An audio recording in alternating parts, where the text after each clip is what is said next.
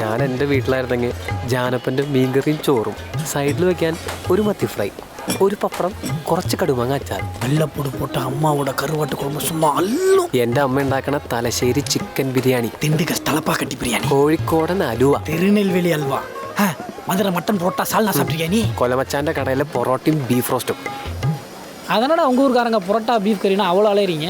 അലയും ഈ പൊറോട്ടയും ബീഫ് റോസ്റ്റും എന്ന് പറഞ്ഞാൽ ഞങ്ങൾ മലയാളികൾക്ക് അത് വെറും ഒരു ഭക്ഷണമല്ല, ഒരു വികാരമാണ് മച്ചാ. അതായത് ബീഫ് നന്നായിട്ട് വാഷ് ചെയ്തിട്ട് അതിങ്ങനെ ചെറിയ ചെറിയ ചെറിയ ചെറിയ കഷ്ണങ്ങളാക്കിയിട്ട് മുറിക്കും. എന്നിട്ടതിൽ ഇച്ചിരി ഉപ്പ്, ഇച്ചിരി മുളക് പൊടി, ഇച്ചിരി മഞ്ഞൾപ്പൊടി, കുറച്ച് പെപ്പർ, ഇതൊക്കെ ഇട്ടിട്ട് നന്നായിട്ട് ഇങ്ങനെ മിക്സ് ചെയ്യും.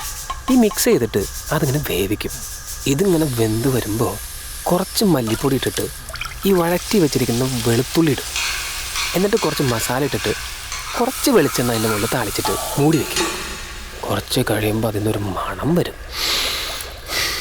അപ്പോൾ അതിങ്ങനെ തുറന്നിട്ട് അതിൽ നിന്നൊരു തവി കൊണ്ട് കുറച്ച് ബീഫ് റോസ്റ്റ് എടുത്ത് പ്ലേറ്റിലേക്കിട്ട് നല്ല മുരിഞ്ഞൊരു പൊറോട്ട എടുത്ത് അതിൽ നിന്ന് ഒരു ചെറിയ പീസ് ഇങ്ങനെ കീറിയെടുത്ത് ചാറിൽ മുക്കി ഒരു ബീഫിൻ്റെ കഷ്ണം ഇങ്ങനെ പൊതിഞ്ഞെടുത്ത് നിങ്ങൾ കഴിച്ചാൽ